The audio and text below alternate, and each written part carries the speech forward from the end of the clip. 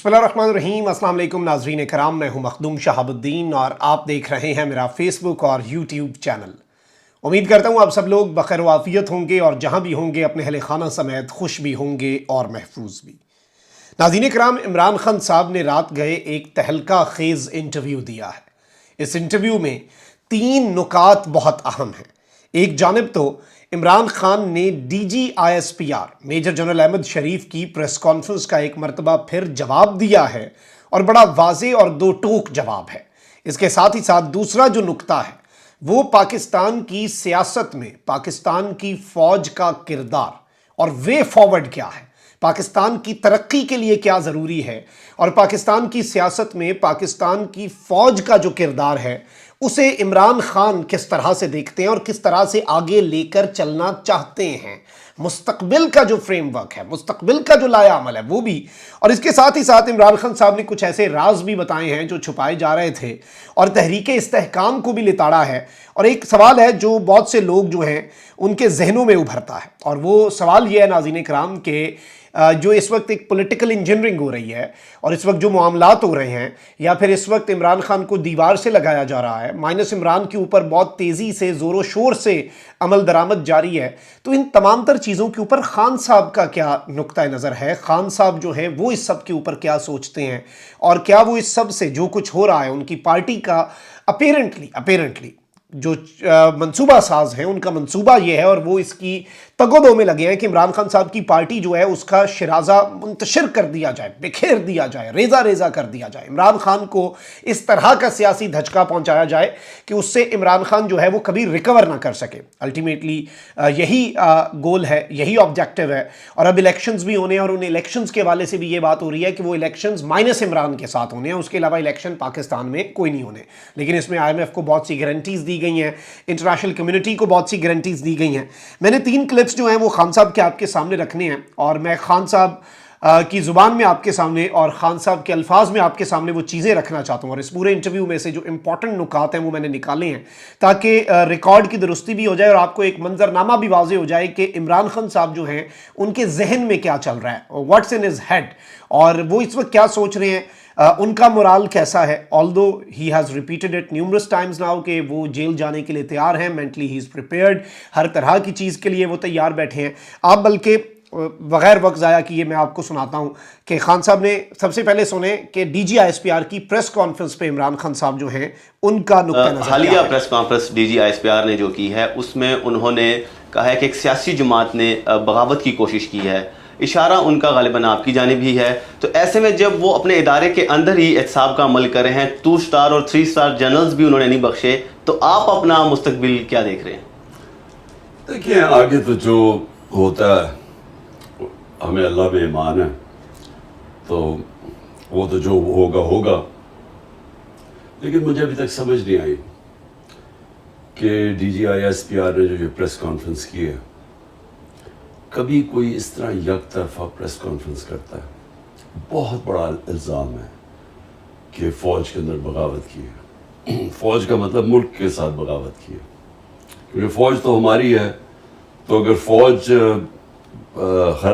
تباہ ہوتی ہے بغاوت کی وجہ سے تو ملک تباہ ہوتا ہے۔ تو ہماری طرح کے لوگ جن کا جینا مرنا پاکستان میں، جنہوں نے کوئی لنڈن اور سارے دنیا کے باہر مغرب میں بڑے بڑے محلات نہیں بنائے اور جن کے بینک اکاؤنٹس باہر نہیں ہیں، جنہوں نے یہیں رہنا ہے، تو ہم تو سوچ نہیں سکتے کہ اپنے ملک کو ہم کمزور کریں فوج کو کمزور کرتے ہوئے۔ تو مجھے اس پریس کانفرنس کی سمجھ نہیں آئی کہ 9 مئی کو ایک ایونٹ بنا کے، اور کوئی انڈیپینڈنٹ تحقیقات نہیں ہے۔ دیکھیں نا، ساری دنیا کے اندر، یورپ میں، امریکہ میں، انگلینڈ میں کوئی حادثہ ہوتا ہے، ہمیشہ اس کی انڈیپینڈنٹ انویسٹیگیشن ہوتی ہے۔ کوئی ابھی تک انڈیپینڈنٹ انویسٹیگیشن نہیں ہوئی۔ ایک یک طرفہ بیان آ رہا ہے کہ جناب تحریک انصاف نے سب کچھ کیا، ہم نے جلایا، ہم نے اٹیک کیا، ہم نے فلانا کیا، ہم نے آگے لگائی، لیکن کوئی، ہمارا اور موقف ہے، ان کا اور موقف ہے، کوئی انڈیپینڈنٹ انالیسس کیا اس کے اوپر؟ جی ناظرین اکرام، آپ نے خان صاحب کا یہ موقف سن لیا، اور یہ موقف وہ اس سے پہلے بھی ریپیٹ کر چکے ہیں کافی دفعہ، لیکن اس میں امپورٹنٹ چیز یہی ہے کہ یہ یک طرفہ فیصلہ، اور ظاہری بات ہے سوال یہی تھا کہ فوج کے اندر بغاوت، تو خان صاحب نے کہا فوج کے اندر بغاوت کا مطلب تو پھر ڈائریکٹلی ملک کے ساتھ بغاوت ہے، فوج اس ملک کی ہے، فوج کسی اور کی تو نہیں ہے، اور فوج ہماری ہے، اور فوج جو ہے وہ ایک اہم ادارہ ہے، اور میرا بھی یہ ہمیشہ سے موقف رہا ہے کہ فوج جو ہے وہ پاکستان کے لیے بہت زیادہ ضروری ہے، اور ایک مضبوط فوج جو ہے ایک مضبوط مستحکم پاکستان کی ضامن ہے، اور آبویسلی فوج اپنا کردار ادا کرے کانسٹیٹیوشنل فریم ورک کے اندر، جو فوج کی ذمہ داریاں ہیں فوج وہ نبھائے، بلکہ اس سے ادارہ مزید مضبوط ہوگا، اور جو وہ عوام اور ادارے کا ایک اٹوٹ رشتہ ہے وہ مزید مضبوط ہوگا جب فوج جو ہے وہ اپنے کانسٹیٹیوشنل دائرہ کار کے اندر رہ کر اپنا کانسٹیٹیوشنل کردار ادا کرے گی، جو آئین کے اندر انشرائنڈ ہے وہ رول فوج اگر پلے کرتی ہے۔ اچھا، دوسرا نقطہ، آپ یہ سوال بھی بڑا امپورٹنٹ تھا کہ جی آپ کی 9 مئی سے پہلے یہ سمجھا جا رہا تھا آپ پرائم منسٹر ان ویٹنگ ہیں، آپ کی پالیٹکس اتنی بہترین جا رہی تھی، آپ کی سیاست بالکل ٹھیک تھی، کچھ مشکلات تھیں لیکن آپ کو مائنس کرنا آسان نہیں تھا، آپ کی ٹکٹ ہاتھوں ہاتھ بک رہی تھی، بک مطلب آبویسلی آپ اس کانٹیکسٹ میں نہ لیجیے گا کہ بک رہی تھی، لیکن ظاہری بات ہے it was selling like hot cakes, مطلب اس کی اتنی مانگ تھی، اور آپ کی ٹکٹ جو ہے اسے سمجھا جا رہا تھا وہ ضامن ہے الیکشن جیتنے کی، اور خان صاحب کے بارے میں یہی چیز، اور ابھی بھی ویسے ریالٹی یہی ہے کہ عمران خان صاحب کسی کو ٹکٹ نہیں دیں گے، وہ سیٹ دیں گے، وہ پوری کی پوری سیٹ ہے،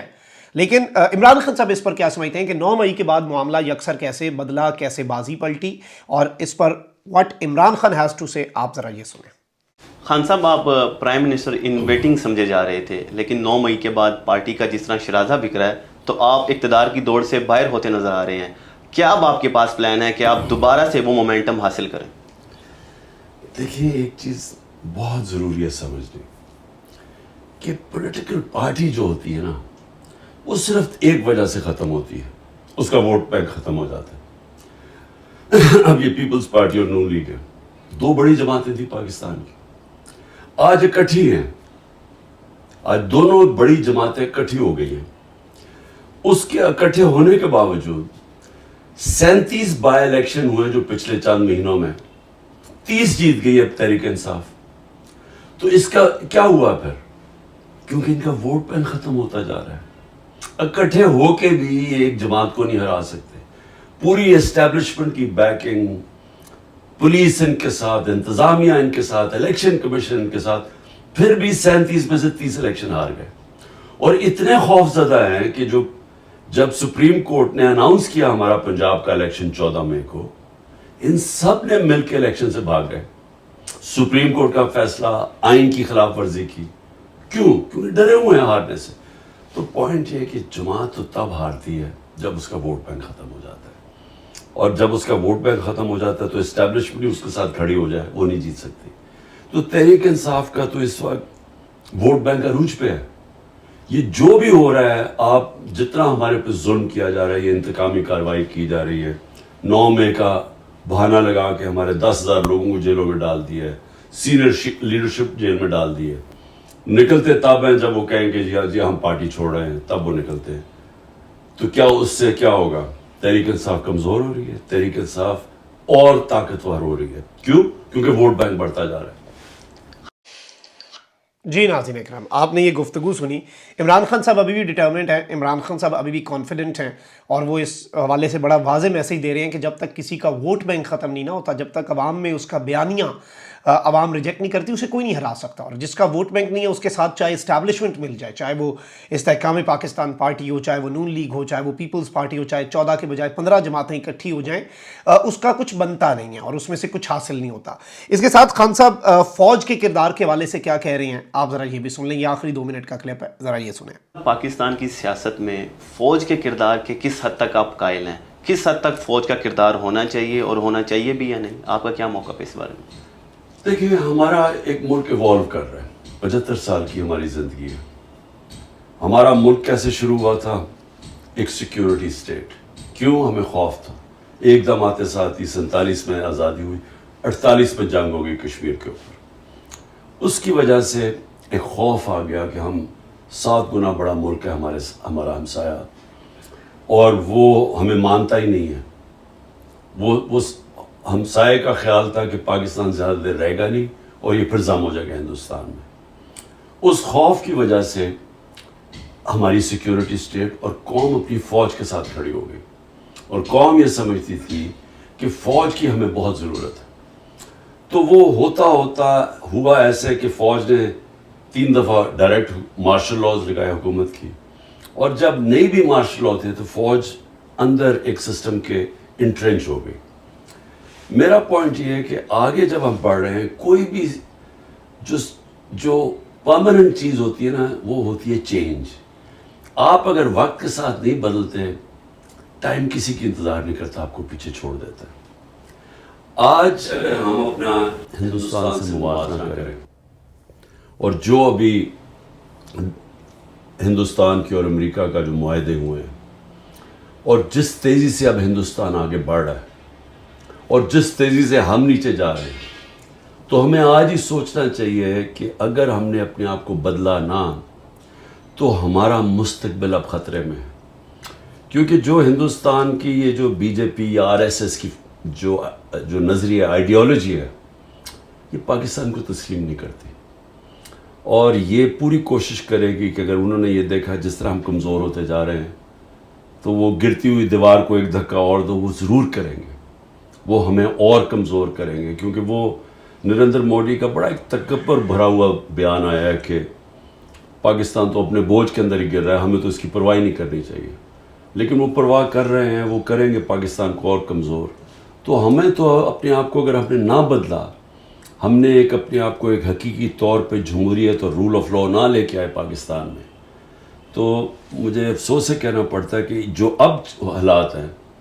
اگر اسی طرح ہم چلتے رہے، اس کا تو کوئی مستقبل نہیں ہے۔ جی ناظرین اکرام، آپ نے خان صاحب کی یہ گفتگو سنی، اور یہ خان صاحب کا آنسر ہے آن دا کوسچن کہ فوج کے کردار کو آپ کس طرح سے دیکھ رہے ہیں۔ خان صاحب نے بتایا کہ ملک میں اتنے مارشل لاز لگے، فوج کی ایک انوالومنٹ ہے، ہم ان چیزوں پر فوکس نہیں کر پا رہے جو چیزیں پاکستان کی ترقی کے لیے ضروری ہیں۔ پاکستان کا ہمسایہ ملک جو کہ پاکستان کا رائیول ہے، وہ ایک تکبر کے اندر ہے، اور انہیں لگ رہا ہے کہ اب ہمارا مقابلہ، اور یہ ساری چیزیں خان صاحب نے بڑے ایک آپ کہہ لیں کہ بہت ڈیٹیل کے اندر ایلیبوریٹ کر دی ہیں، اور یہ ڈیولپمنٹس تھیں جو آپ کے سامنے رکھنا بہت ضروری تھیں، اور یہ انٹرویو بڑا امپورٹنٹ ہے، یہ ایک طرح سے پالیسی انٹرویو ہے۔ اپنا بہت خیال رکھیں، اللہ نگہبان، پاکستان زندہ باد۔